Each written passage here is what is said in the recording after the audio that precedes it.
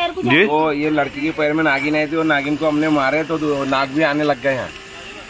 वो कैसा जो फिल्मों में बताते नागिन बदला निकल रहा है, इसीलिए वो घर में नाग एक घुसेले वो हमको वो इसके लिए हमको डर है ज्यादा।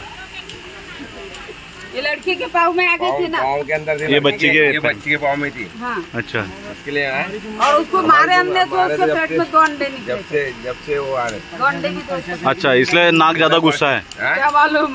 हाँ मतलब जो वो जो नाग बाप बनने वाला था तो उस नागिन को मारे, उसके पेट में अंडे निकले, उसका ज्यादा गुस्सा दिखाई दे रहा है। सपना अधूरा रहेगा, अधूरा हो गया सपना। जैसे वो प्रशासन की जिम्मेदारी है कि भाई यहाँ पे आके एक्शन लो जल्दी से। बहुत बड़ा छोटे बच्चे भी रहते हैं, ये तो 10 फुट कम से कम 20-25 फुट के बाद सांप निकले। छोटे छोटे नहीं बड़े कितने फुट का सांप था? कम से कम 15 फुट निकले, कम से कम 15 फुट का सांप था वो। 15 फुट का सांप, बहुत बड़ा। बहुत बड़ा सांप। नाग नागिन की इस दर्द भरी प्रेम कथा सुनने से पहले हम आपसे अनुरोध करते हैं कि इसी तरह की अनोखी और अलग अंदाज की खबरें सुनने के लिए सब्सक्राइब करिए इंडिया 365 लाइव न्यूज। ये कहानी, ये बातें सुनने में भले ही ड्रामेटिक और फिल्मी लगती हो, लेकिन ये बातें फिल्मी नहीं, ये बातें हैं सत्य घटनाओं पर आधारित। और ये बस्ती है महाराष्ट्र जलगांव के दंगलग्रस्त कॉलोनी में, जहां पर आकाशवाणी क्वार्टर से सटे हुए दंगलग्रस्त मुस्लिम कॉलोनी में एक सांप अचानक बदला लेने की नीयत से बार बार आ रहा है। बताया जा रहा है कि इसकी नागिन को इन लोगों ने मारा है। इन लोगों का कहना है कि बच्चियों की और बच्चों की सुरक्षा के लिए हमें मजबूरन नागिन को मारना पड़ा।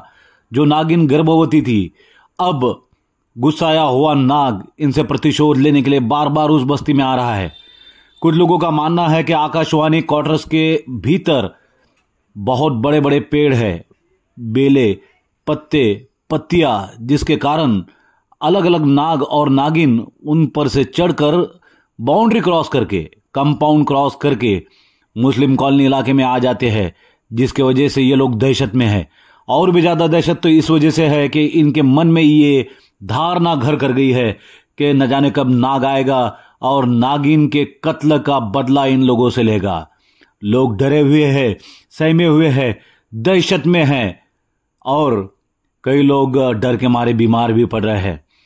इन लोगों ने आकाशवाणी के अधिकारियों से जाकर बात करनी चाहिए, लेकिन इन लोगों का आरोप है कि बार बार इन्हें भगा दिया जाता है, इनकी फरियाद नहीं सुनी जाती है, जबकि हर दिन हर रात ये लोग नाग और नागिन के दहशत में निकाल रहे हैं।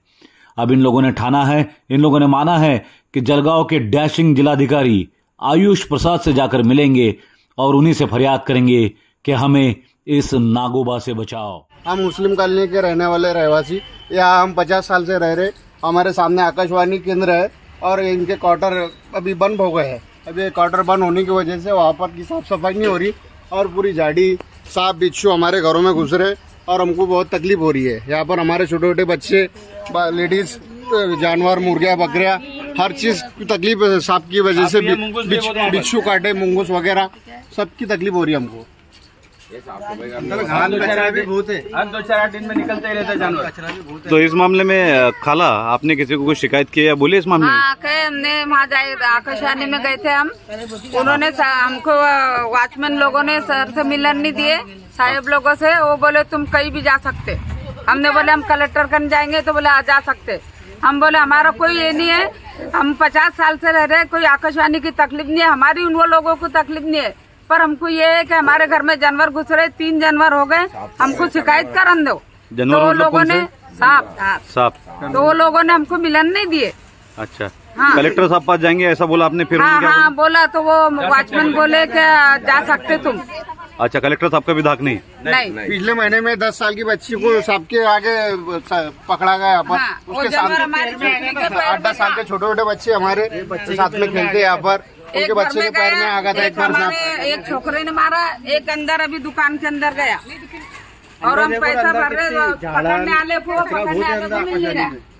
जंगल बन गया। हाँ, जंगल हो गया, पूरी साफ सफाई। लॉकडाउन पास से उन्होंने सफाई करे नहीं। बच्ची के पैर में घुस गया, पैर में लिपट गया था, इसके पैर में था सांप। 5-6 साल से यहाँ पर कोई सफाई हुई नहीं। इससे पहले जब वहाँ पर क्वार्टर में लोग रहा करते थे, वो टाइम पे साफ सफाई अच्छी होती थी, कोई तकलीफ नहीं थी। MSCB वाले खाली आके इतना करके चले जाते। लाइन चल जाती है। MSCB वाले आए थे कि साफ सफाई करने कुछ जो बेले दिख रही है ऊपर डीपी पर, लाइन चालू करने के लिए MSCB वाले आते हैं और शॉर्ट सर्किट हो जाए तो बाद में आते हो।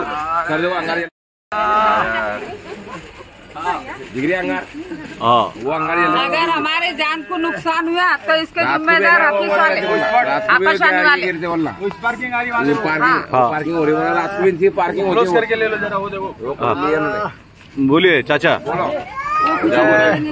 बुजुर्ग हजरत बोलिए। साफ निकला बड़ा साहब, खाना ला रहे, खाना वो क्या बोल रहे? हाँ ठीक है। क्या नाम है आपका? अब्दुल्ला भाई। हाँ, क्या मांगे आपकी? हमारी मांग ये है कि भाई जो प्रशासन जो आके इसकी साफ सफाई करवाए, जिसकी वजह से बड़ी तकलीफ हो रही है हम लोगों को, जानवरों से बच्चों को भी बचाना पड़ रहा है, हमको भी बचना पड़ रहा है। ये बारिश का पानी जमा हो गया कि नाली में से सांप घूम के फिर किधर से किधर निकल जाए, कोशिश करने के बाद हाथ में सपड़ते नहीं है वो।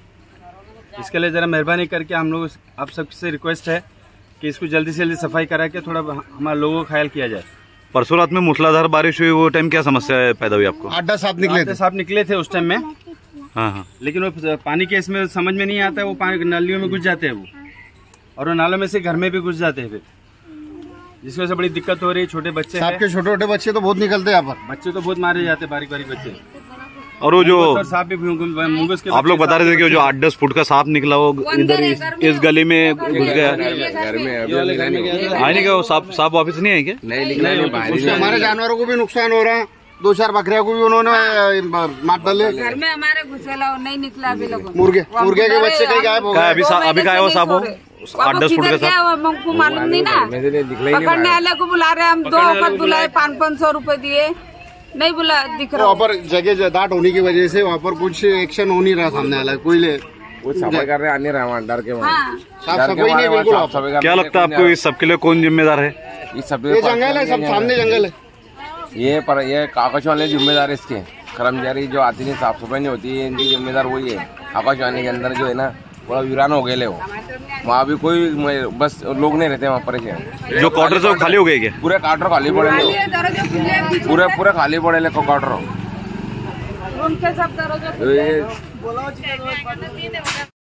गांधी तीर्थ, निसर्गाच्या सानिध्यात महात्मा गांधींच्या जीवनावरील जगातील पहिले मल्टीमीडिया म्युझियम. आजच भेट द्या. गांधी तीर्थ, जैन हिल्स, जळगाव. अधिक माहितीसाठी www.gandhifoundation.net वर विजिट करा.